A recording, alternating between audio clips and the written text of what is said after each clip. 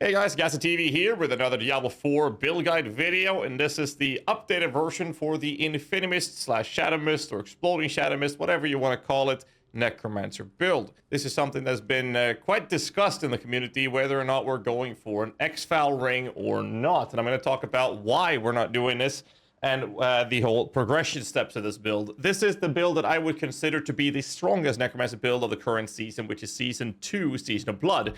However, just to make sure that you guys are aware, if you are watching this video after this season, in the links in the descriptions below, there's a link to the guide hub, which is to the Necromancer page for ice events. I am responsible for all of these build guides, and they will always be updated for every season. So if you're watching this past Season 2, you still make sure you check out the written guide. They will be updated for whatever season you're watching this video in.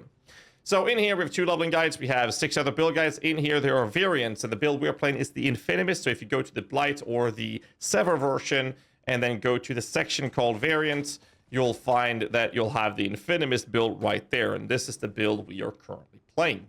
This build is able to deal with tier 100 Nightmare Dungeons. It's easy to deal with endgame bosses very effectively. I will say, though, that it is doable to do Uber Lilith with it. It's not a build that I would be recommending for that type of approach. Luckily, Uber Lilith is completely irrelevant to kill in the current state of the game, so anything else that is actually relevant for the game to do is perfectly fine to do with this build. It's completely demolishing tier 100s. I've been farming since I was level 92 to get my last Paragon glyph, which was over here. I didn't even have this board, and I didn't have my glyphs to level 15, which I just finished about 2 minutes ago to make this able to farm tier 100 dungeons, which is pretty crazy. So I'm going to go through this iteration that I have for this current build, and we're going to start off with a current season mechanic, which is the Vampiric Power, in which we're using Metamorphosis, which gives us the Unstoppable and Vampiric Curse approach. It's just very comfortable, and the gearing I have on this character, as you can see in the gameplay footage, it's far, far, far from optimized, and still doing tier 100 Nightmare Dungeons. It also uses Domination, which is giving us the multiplicative damage increase against enemies who are stunned, immobilized, frozen, or feared. If they're also injured and not an elite, they're just instantly killed. Very, very comfortable and extremely good damage source from the Vampiric Power, since we're going to be stagger bosses very, very quickly with this type of build. Anticipation to reduce the cooldown of our ultimate skill for our Bone Storm, so we are able to keep up a very high uptime of that. We're also using Prayer in the Weak for the increased multiplicative damage versus vulnerable enemies. And if they are cursed, they will be vulnerable, which is why we're not going to use the vulnerable approach for our corpse tendrils. Instead, we use blood orbs. And last but not least, Flowing Veins is incredibly strong with a 60% multiplicative damage over time to enemies that are moving or affected by Vampiric Curse, which we are applying consistently with this build. So let's tackle get the elephant out of the room first, and that is why we are not using Xfile. The reason we are not using something like an Xfile is very simple. I initially started this build and went with an Xfile ring, and it felt really good. Every lucky hit had a 50% chance to trigger a damage that was 41,000 damage, which could crit, of course, similar to how I've been playing Ring of Mendon, which is doing stupid amounts of damage. However, that's multiplied by the amount of minions applying it. So this was a really good, and to me, it felt like a logical reason to go for. This is not the best way to do this. So the other night, I was thinking about this idea that when we go Xfile, we're spreading ourselves rather thin by suddenly investing into critical strike chance modifier. Now, due to the modifier changes of Season 2, we don't need to scale or focus on crit damage, but we had to get that crit strike chance up and also lucky hit to quite high numbers for this to be functional. And I felt like we were focusing on 2 different aspects of the build. Some powers were used, and it just felt like you were half-assing your way through both departments. I will say this, though, that the mandatory unique to play Infinimist is to use Howl from Below.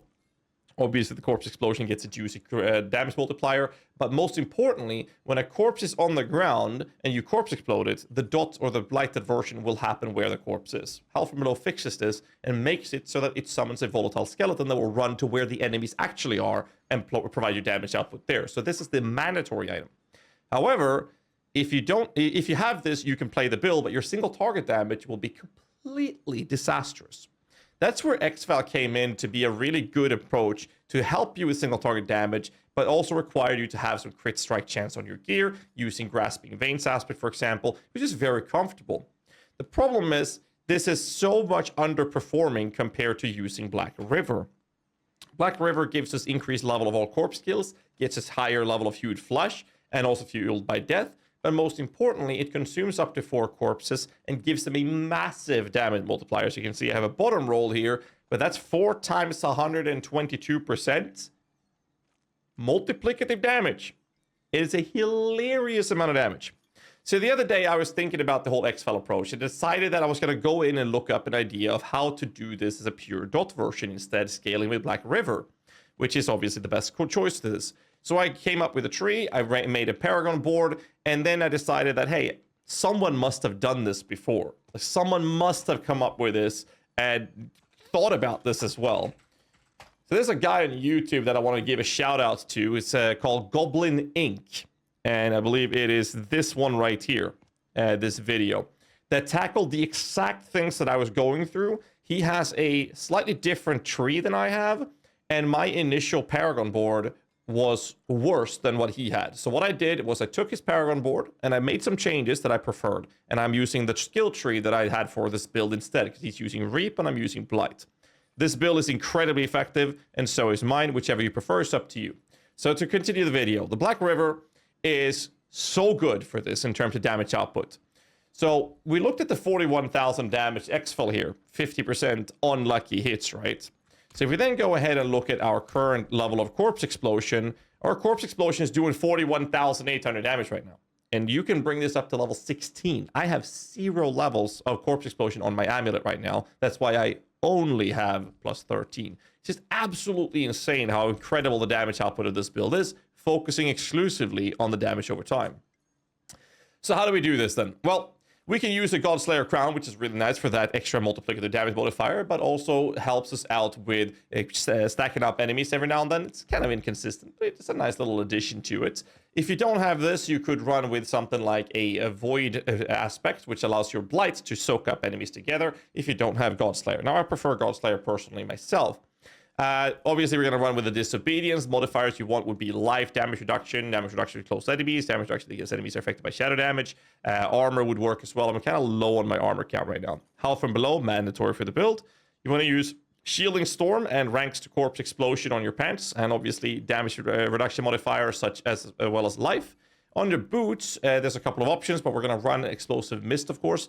I prefer to have evaded charges rather than the implicit that I have right now. Movement speed, any resistances you might need. Intelligence is better unless you can get an extra modifier from your Paragon board through all stats or willpower, for example. Black River, obvious choice for the single target approach. Or the offhand, I have a really bad one. You're supposed to be looking for a ultimate shadow. And you want to have lucky hit chance, cooldown reduction, intelligence, and willpower can do pretty well as well. But cooldown reduction, lucky hit chance, and intelligence and all stats is kind of like the quadruple stat that you really want to focus on. I have crit and strength, which is completely irrelevant for me here. Amulet-wise, we're looking at a blighted version in here. I don't even have a perfect blighted, and the reason for that is because I'm going to change my amulet when I finally get a decent one. Modifiers you're going to want is movement speed, cooldown reduction, level of corpse skills, and then the last mod should be either levels of amplify or better yet, levels of gloom. And I'll go through gloom in a bit as well. And then run a blighted aspect. One of the rings should have an Osseous Gale. It's really important to point out that Osseous Gale makes your Bone Storm consumes up to 8 corpses. And it's kind of messy if you start a fight with the Bone Storm, because your corpses that you generate just kind of randomly disappear and get soaked up by the Bone Storm for some reason, which it shouldn't, because it should do that when it starts. So make sure you throw out your corpses, the tendrils, the corpse explosions, then go Bone Storm into Blood Mist when you're going versus bosses. And then the modifiers would be modifiers like Vuln damage, damage over time, shadow damage, lucky hit, and life. That's like the 5 mods you want. Out of those, you want to have life and lucky hit being the main ones. And then any combination of Vuln, damage over time, or shadow will be fine after that on both rings. Or shadow damage to enemies affected by shadow damage over time effect, of course. Last one will be a Blood Soak, making our Blood Mist leave a trail of desecrated ground and also do some extra damage. And no longer reduce movement speed during Blood Mist. So that's the powers and how the build works in that sense. The skill tree real quick here. What we're doing compared to the version that I saw from Goblin Inc. was to not go Reap. Instead, I'm going into Blight into the Supernatural, giving me a 15% damage multiplicative modifier. And if you don't have Godslayer, you can use the Void aspect to collect enemies around you. Obviously maxed out Huge Flash, maxing Corpse Explosion into the Blighted version, 1 point in Grim Harvest because we don't need Essence Generation for Corpse consumption, maxing out Fueled by Death, of course, 4 points in Blood Mist into the one that lets you leave corpses that the Explosive Mist will then explode. Full points in Death's Embrace, full points Amplify, 1 in Decrepify all the way into Abhorrence. We're only putting 1 point in Corpse Tendrils because the higher levels and the CDR we're looking at is going to hit diminishing returns, so it's not really worth spending more points in here. And as we're applying Vulnerable through our Vamp powers, we don't need the Plague one. Instead, we're going for Blighted to get some extra Blood Orbs. 2 points in Necrotic Carapace. Don't notice this too much. It's more from the Paragon board that gives us the approach of corpses, and the simple reason for this is that Necrotic Carapace does not create or trigger from Huge Flesh. However, it does from our Blood Mist. So that's why I only put 2 points. It's not too focused, because this won't actually do anything. 1 point in the Crippling Darkness only for the stuns, and max out the rest. And here you have Gloom. So the way Gloom works is that you get 6% increased shadow damage, which means you get 2% per level of Gloom, but they stack 3 times. So that's 6% that you can get for 3 stacks, whereas Amplify would only give you the 4% per node. So you actually get more per node from Gloom than you do from Amplify, but this has to stack. Max out Standalone and Memento Mori, all pretty obvious choices. In the Bone Storm, since we don't give a shit about crit, it's not worth taking Supreme, so only take the Prime for the damage reduction, and obviously Shadow Blight. So that's how the tree works. Paragon board, I'm not going to go through it too much detail. They will be in the descriptions below in the written guide, but I'll go through the boards, and that is that we're going to start off with the Amplify glyph. And this is the board provided by Goblin Inc. for that matter. Made some slight route changes, but that's about it. So I'm running Amplify. I wouldn't start with leveling the Amplify glyph myself, but it's going to go in the starting board. With a board, very important that we rush the legendary node. And in here, we're going to use Exhumation, which is extremely good because of how it provides you with that consumption of corpses, fortifies you, and this is where you're going to get most of your fortification approach compared to the Necrotic Carapace. Every single node in here is very important, except we're skipping the life ones over here. Super valuable board. And what we're doing then is we're going to the right side to pick up the Flesh Eater node, since we're going to consume corpses consistently. And in here we use Territorial. This is for damage reduction. So it's also one of those things that I leveled up later when damage reduction was actually needed in the higher tier content. And then we go south for the Scent of Death board. You're pretty much always going to have corpses around you for the most part. So you're always going to have one of these effects going. So it's a nice node to have. It doesn't cost you many points to pick up anyways. And we're going to run Sacrificial. And this is a very, very, very big node where you get increased scaling of your magic nodes within range. But most importantly, you get 10% increased damage while you have no active minions. And you get to scale this. So it's actually really comfortable to run. However, it's not one of those best ones. Exhumation is the better glyph in the board to prioritize. And then on the right-hand side, we get the Scourge glyph, which is a ton of damage as well. And for every 5 intelligence, you get shadow damage over time. So we're going to be picking up all the intelligence nodes here. And I'm also going to pick up some of the fortification stuff.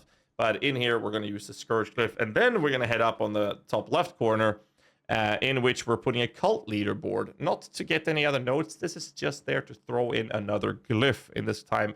In this case, it is a control glyph. I actually went for the control glyph before I went in for the Bloodbath board. Just to make sure I got the control, because of how much multiplicative damage scaling this provides the build just by having 40 intelligence, which is why we went into this one. The minion damage is completely irrelevant. We're only picking intelligence to activate the bonus modifier from here. And that's basically the gist of how this build works. When it comes to the sacrificials of our minions, we're obviously sacrificing Reaper, Cold, Skelly, and the Blood for more HP. The reason for this is very simple. Reaper gives us 15 multiplicative damage modifier for shadow damage, and the Cold Skellies gives us vulnerable damage, and the Golem gives us HP. And that kind of sums up the approach of how you should play or design this kind of build. And I think that this build is just so good at performing in the higher tier content. It's disgusting. As long as you play the build correctly. And when I say play the build correctly, I'm talking about making sure that you start a fight off by casting Decrepify, and then once you cast Decrepify, you will go into Blood Mist into the pack of enemies, and then if you have the Void aspect, you can actually start with casting a Blight into them to group them up, and then Blood Mist. And then at the end of Blood Mist, I usually run out of the pack, and as the Blood Mist ends, I will then cast a Corpse Tendrils, and then cast a Blight if I can, And if I have to, I'll just jump into Blood Mist immediately. But at this point, after Corpse Tendril's been used, that's when I use my Bone Storm. And if I'm feeling safe, then I'll just spam Corpse Explosion myself. Otherwise, I'll just jump back into Blood Mist and basically remain completely immortal and untouchable as my damage source is just kicking ass and taking names for a living. I've been having a lot of fun with this build. I think that this is one of the best, if not the best performing Necromancer build of Season 2. Hope you guys enjoyed it. Make sure you hit the like button, subscribe for more content, and link in the descriptions below for a direct link to the build guide, in which we will always be updating it every season. That's about it for me. Till next time, stay safe. Keep rocking.